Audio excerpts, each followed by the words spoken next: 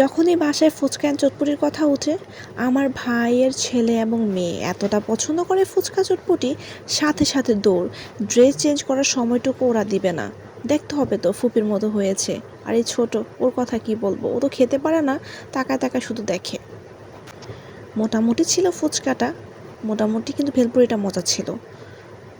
পাকনা বুড়ি খাচ্ছে, খেতে কিন্তু পারে না, ট্রাই করে খাওয়ার। আমার ভাইয়ের ছেলে 2-3 প্লেট, ওর জন্য কিছু না, খেয়ে ফেলবে অনায়াসে।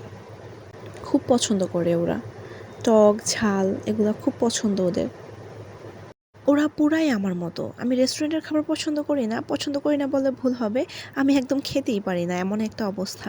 আমার মতো কে কে আছে যারা রেস্টুরেন্টে খেতে পারে না কিন্তু এসব খাবার তাদের অনেক পছন্দ? আমাকে কমেন্ট বক্সে জানাবেন। আজ এই পর্যন্তই, সে পর্যন্ত ভালো থাকবেন, সুস্থ থাকবেন। আল্লাহ হাফেজ।